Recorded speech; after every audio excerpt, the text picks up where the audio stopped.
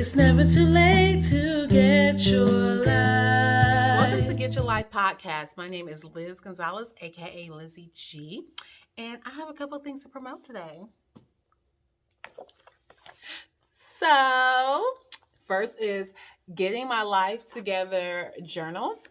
I created a journal, and it's just blank pages to get your thoughts together. So, if there's anything that you hear on this podcast, you're like, man, she's spitting facts. She's spitting facts.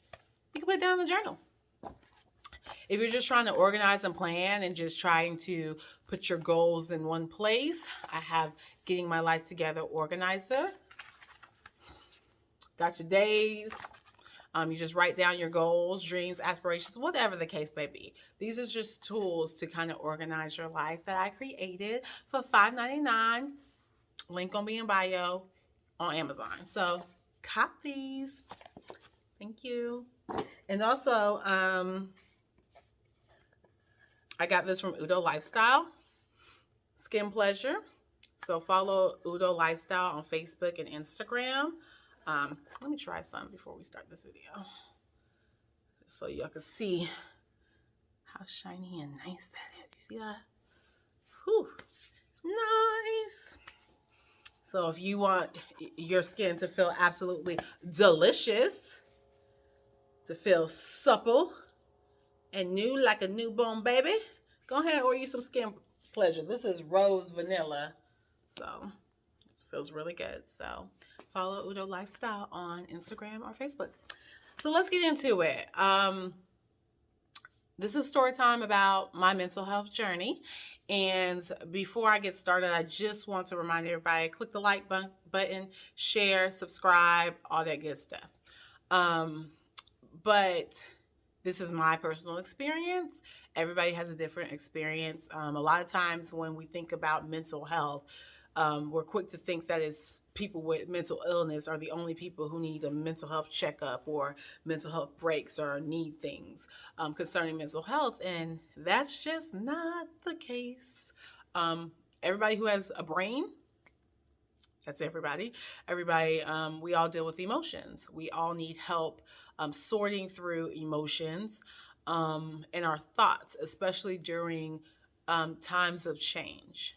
There's a lot of things that can bring stresses into our life, whether we're moving to a new city, whether we're getting married, whether we're having kids, whether we're changing careers. There's a lot of things that can cause major change and milestones in our life. And sometimes we need help dealing with our thoughts and our emotions, and that's not something to be afraid of. So, everybody can benefit from a mental health check at least once a year.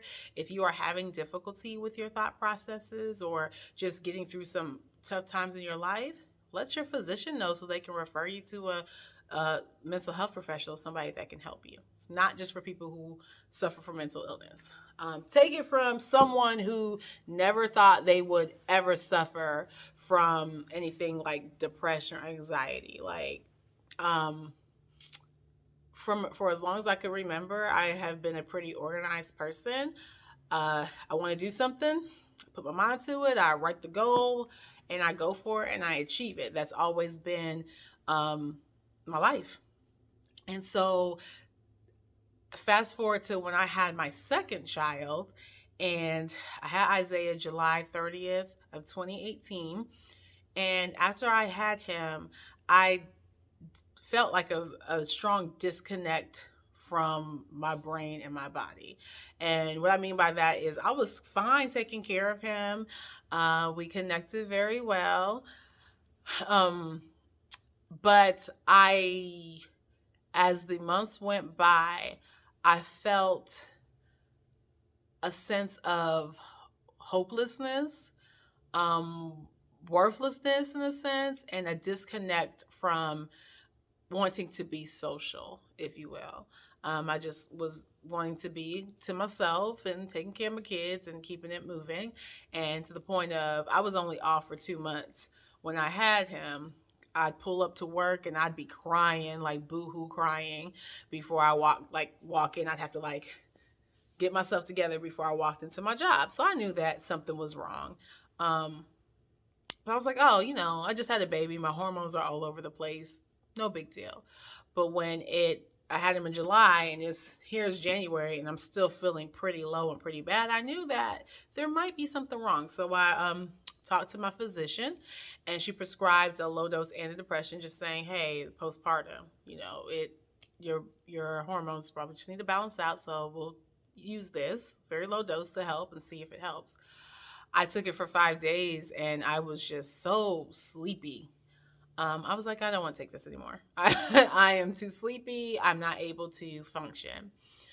So I stopped. I was like, no, maybe medication isn't what I need. Over the next few months, I started to just have these really irrational thoughts, things that just didn't make sense. I would think about something and think about it over and over and over again. And if it was something that wasn't very good, whether it could be, I don't know, like, man, you really want pizza. I'm just giving an example.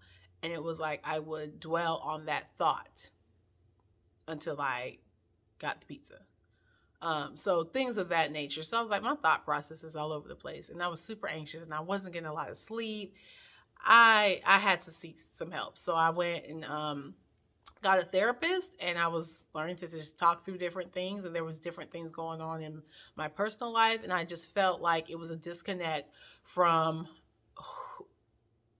who I thought I really was versus my roles. So as a mom, as a wife, as an occupational therapist, I'm like, I'm fulfilling all these roles, but who is Liz really? Who is she? I felt like I had lost myself in all these roles, and my true self was being smothered. And as a result, I felt like I was losing my mind. And not to mention, my hormones were still all over the place. So, got a therapist. I had her for about 4 months, I think. It was April to like April, May, June, July, August, September. So like 6 months.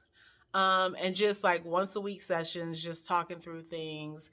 And I finally got to a place where I was like, I was working in pediatrics at the time. I was like, I need to kind of make a switch and do something else. So I went full-time working with adults for a little while. But there was different changes I needed to make, and mostly it was I needed to learn how to process my feelings, communicate clearly with my spouse about my needs, and understand that in different seasons of life, you change, and sometimes you're going to need a little bit more help. The Miss put together, super organized, knowing how to do everything to perfection. You may not be that person all the time in different phases of your life, and that's okay. That doesn't make you a terrible person. That doesn't make you less than. You just keep it moving. But it's okay to ask for help. So saying all of that to say, I have suffered with my mental health and not being honest with myself. So if anybody who's listening has ever felt like their brain has been scattered, they've been all over the place, feeling down, feeling like you're having the repetitive thoughts that are intrusive and invasive, feeling like hopeless or worthless, whatever the case may be, reach out to somebody. Depression is not going to present the same way in one person as it may the other. I was just checking the time because I don't like to be on here too long and hold y'all up. For me, I felt like I was a very functional depressed person.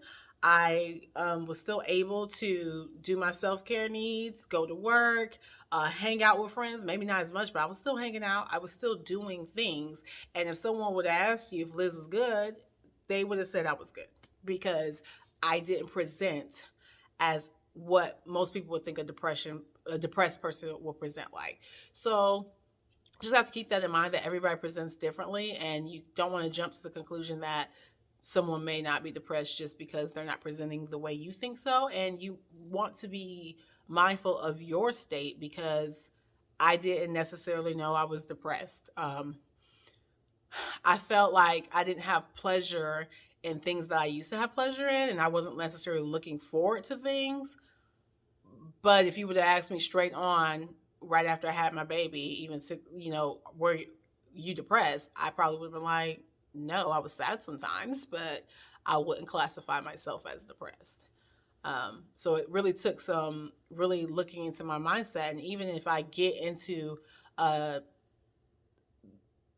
times where I feel like my mood is just even keel, I'm not happy, I'm not sad, I'm just like this, I look into that. I want to see if I am expressing some depression that I am not aware of, and I try to look into that. So the next episode, I'm going to talk about PCOS and how that affects depression, what it is, how it affects your mental state, how it affects your physical state, and all that stuff, because that's an underlying issue that I deal with that contributes to depression and anxiety.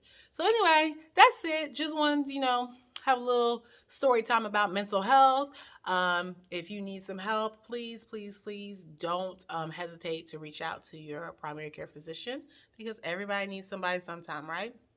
Until next time, bye. It's never